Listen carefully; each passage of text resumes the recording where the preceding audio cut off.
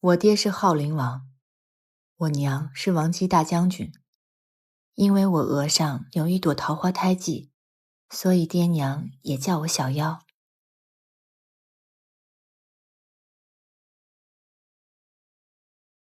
他是一个原生家庭小时候并不健康的一个成长的环境，他对人的情感会很脆弱和悲观。在文小六时期，他是一个什么都没有的一个小医师，他什么都不怕，但他变成了小妖以后，他自己所有的一些决定都不是他自己的了，他脆弱了很多。你羡慕我娘是王姬大将军，身份高贵，可我却巴不得我娘是个普通人。小妖不是一个完美女主，她的身上是有残缺的，她是一个外表看似坚强，但是内心孤独闭塞，但却渴望爱的这么一个女孩子。我怕寂寞，寻不到长久的相依，短暂的相伴也是好的。她又是一个嘴上非常理智，行为上却感性的人，就像她就业时期的那一段。这里是清水镇，缺什么不缺可怜人。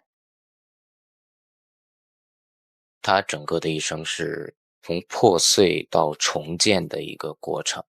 命运使然，他遇到涂山璟，然后也遇到了项柳，也终于还是注定遇到了苍玄。苍玄对小妖首先就是亲情，小妖在我心目当中是我的唯一，对他有责任、有爱、有依靠、有保护。在涂山璟的眼里，小妖是陪伴涂山璟完成自我重塑的人，小妖就是他的全部。对于项柳而言，整个故事他就是一个守护的使命，他守护他的国家，守护他的小妖。他底子是一个很悲悯的感觉，是一个成长，然后是一个自愈的一个过程。可是如今我明明有家了，也有人等我，可我却想就这么浪迹一生。我内心其实挺理解小妖的，她是一个独立且清醒，并且她不会以爱情为主的一个这样的女性。我最难忘的是我跟我姐姐打架，那天我们两个跟对方都说了，你没事儿，就真的是抓我，哪怕你把我的同事弄掉都没有关系。第一次见面就真的很紧张，但是小妖杨子老师见面就说：“你好啊，未婚夫。”那我觉得就一下就感觉很亲切。小妖性格真的非常的可爱，非常的有童真的一面，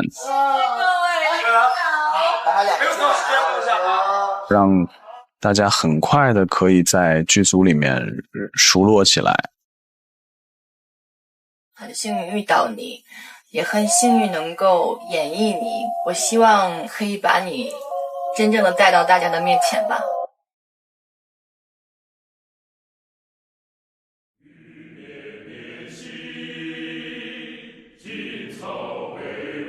项柳我觉得是一个很特别的存在，他身上有很多的不得已的枷锁，他的使命，他的身份转换的特别之处，包括他对于爱情的表达方式，都让我觉得比较浪漫。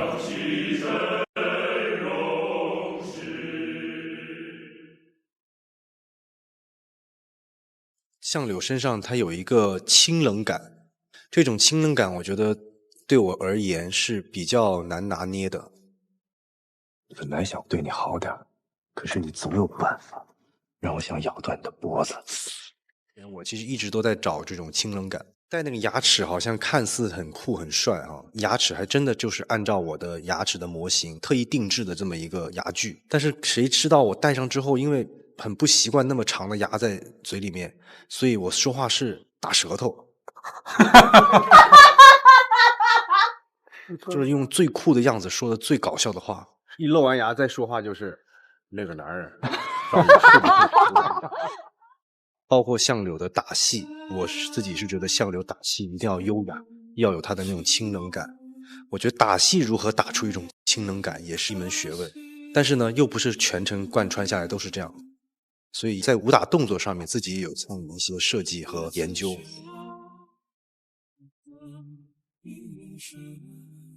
他是一个傻子，一个可悲的傻子，领着一群傻子在做可悲的事。我觉得大家都在为一个事情在付出自己生命的时候，那种视死如归的感觉，我是非常的共情的。其次就是他对小妖的情感，他爱但不能说，用最冷血的方式表达的他的温暖。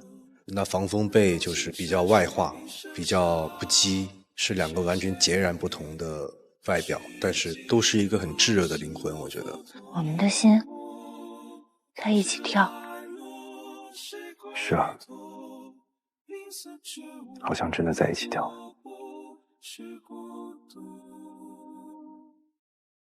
相柳的心中，我觉得小妖是一个缺乏安全感的人，他是一个用一层很坚硬的外壳把自己给包裹起来的这么一个人，他不愿意去相信，他不愿意相信人可以陪伴一辈子，因为之前受过的创伤导致他变得不相信了。我还是比较理解小妖的这种感觉的。相柳，你其实并不孤独，因为在这个世界里面有很多观众，很多读者都陪伴着你。苍玄的身世很坎坷，是隐忍、很有抱负的一个角色。我要好好记住今日的屈辱，日后若有懈怠时，可以想想当年为了活下来，我都忍受了什么。《长相思》是一部很极致的情感故事。我是小妖。我觉得苍玄最打动我的就是他人生的经历，一步一步走过来的这个漫长的过程。从我娘自尽的那一刻起，我就不能再任性了。苦难并非是让人喜欢的经历，但只要打败它，所有苦难都会化为自己的力量。我是为了保护我的亲人，才想快点长大，快点变强。他游历大荒300年，寻找自己的妹妹小妖，两个人相依为命，陪伴着妹妹一起去变回真实的容貌。我觉得在这一个过程里面，在这一瞬间，苍玄可能产生了这种情愫，他可能爱上了小妖，他找到了他自己未来人生当中需要去追寻的另一半。不管这条路有多难，我都不再是孤身一人。我们成为彼此的家，彼此最亲近的人。我失去了太多亲人，绝不可以再失去你。小妖陪着我，帮我去挡下防风那一剑的时候，没事了，没事了，我们都还活着，我们都还活着。那种觉得自己无能，就觉得自己很可悲，我竟然没有力量去保护我自己的妹妹。就在那一刻，我对自己发誓，我一定要变强大。在妹妹的帮助之下，苍玄得到了天下，成为大荒之主。他就是那种白月光吧，就特别完美的一个形象。苍玄在我眼里就是一个非常沉稳、有魄力的男子。朕身为西燕王，不会因为个人私情逃避身为帝王的责任。苍玄在他人生当中的选择，历经的这些困苦和最后得到了大荒之主的这样一个地位和身份之后，失去了他真正喜爱的人，最终爱而不得，长相思小妖。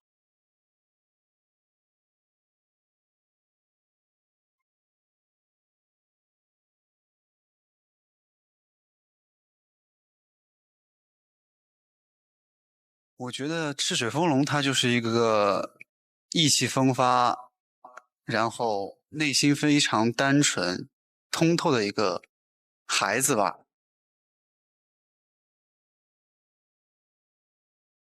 在下赤水风龙，见过王姬殿下。其实风龙本身心理年龄啊、状态啊，和我本人还是挺像的。弹琴非我擅长，可我会别的啊。他是真的很有少年感的一个人。你输了，快看。感情方面，他就觉得小妖是非常完美、非常合适他的一个女子。我这辈子第一次遇到小妖跟我这么投缘的女人。摇头子、拼酒、划拳，跟她在一起玩的真是开心。你长得好看，性子也好，还能和我拼酒。但主要我觉得在风龙心中，兄弟情和亲情可能真的占了更重的位置。我想帮苍玄，可我必须当上族长才可以调动赤水市。我想立刻接任族长，娶你是最快的办法。但他自己有自己很大的抱负，想要干出一番不一样的事业，想有朝一日能达成自己的理想。有生之年，我想看到一个真正的盛世帝国，千秋留名，万世敬仰。我觉得风龙身上最打动我的点就是他对兄弟之间的情谊。我赤水风龙只有一诺，从今往后，愿与君风雨同舟，进退与共。从今往后，你我兄弟二人并肩作战。风龙是我人生当中唯一的知己和好友，我一直觉得陪伴着我一起得到天下的人，除了小妖之外，就是风龙。我赤水寺愿支持苍玄殿下，为中原，也为自己，争得光明前程。最后帮助苍玄成功登基，一统大荒，也算是事业上的圆满。在他这一生里面，实打实的陪伴着我，一路扶持着我。我这一生注定了没有朋友，但在我心底深处，一直是你为知己好友。他倾其所有，陪着我一步一步在我的事业里面给予了非常大的帮助。7、8月的横店真的很热，尤其是战争戏，穿着矛，穿着铠甲，穿着马步，大家的调度都非常的复杂，都需要一遍又一遍的排练。群演老师一起排练，真的他们比我们更辛苦。赤水风龙，我知道你最喜欢交朋友，有朝一日我也想和你一起拼酒玩骰子。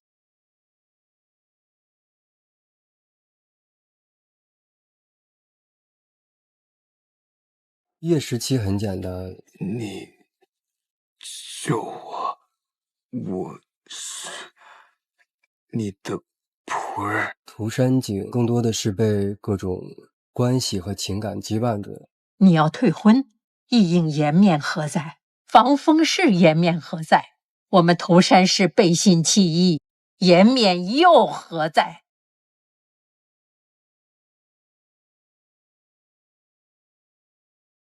《长相思》是一部荡气回肠的故事。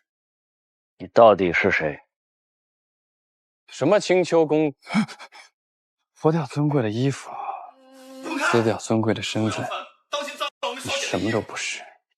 就那一刻，我真的感受到涂山璟被抛弃以后是多么的痛苦，多么的难过，就是在挣扎。哎，小花子，从今天开始，你就叫叶17。我是叶17。说实话，我没有刻意的去区分这两种人物状态，因为剧本给到的内容已经足够的细致了。我大多时候都会去根据剧里给到的一些信息，让角色去引导自己。17，你是因为恩情才对我这么好的吧？你救了我，给我讲笑话听，替我梳头，喂我吃饭。我身上的伤恐怖丑陋，连我自己都没有勇气面对，你却毫不嫌弃地对我温柔照顾，细心呵护。从那天起，我就决定，我永远都不离开你。就那一刻真的有刺激到我，然后我就非常的理解了为什么涂山璟会对自己自身身世的这个不屑一顾，以及为什么这么的爱小妖，很看重跟小妖之间的感情。好似他只要克服了种种的困难，克服了伤害，好好的活下去，我就可以看到痊愈的希望。不管怎样，我都会陪着你的。小瑶，不是所有人都能像你一样，毫不嫌弃地抱起衣衫褴褛、满身污秽的我。这些年来午夜梦回，我总是会想到在清水镇的日子。我也是。既然如此，那不如我们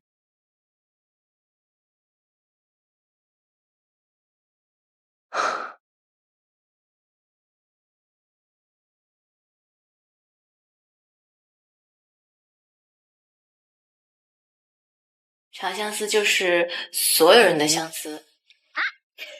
还给我！不还，还给我！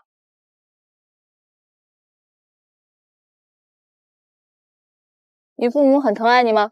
废话，我父母当然疼爱我。那你身边的人也很疼爱你？废话，他们怎么敢不疼爱我？我父亲是天底下最英俊、最厉害的。那你表哥呢？表哥当然也是啊，两个都是最，谁是第一？笨蛋！父亲是过去，表哥是将来。阿念他就是直率，从小所有人都很宠爱他，造就出他这个性格。我可是浩陵王姬。其实有几场戏是在前期确实不知道怎么表现阿念的那种任性，我很有事。然后包括他第一次在皇宫看见姐姐的时候，我为什么要给他行礼啊？我才没有姐姐，她不是我姐姐。就一个很傻很天真的人，我觉得非常难演。你要收我钱！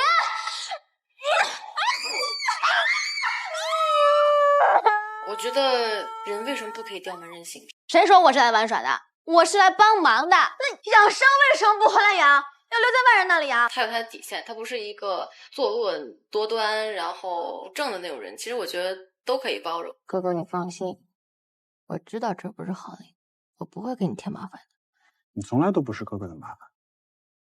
他前期就是全心全意的喜欢苍玄这个人。如果有一天我能嫁给苍玄哥哥，我一定很紧张，我还会有点害怕，我怕我自己不够美，我会很期待以后和他朝夕相伴的日子。到了后期呢，就是说他和哥哥因为家国之间的事情没有办法在一起了，变成两个对立方的时候，我觉得那个时候他成长了。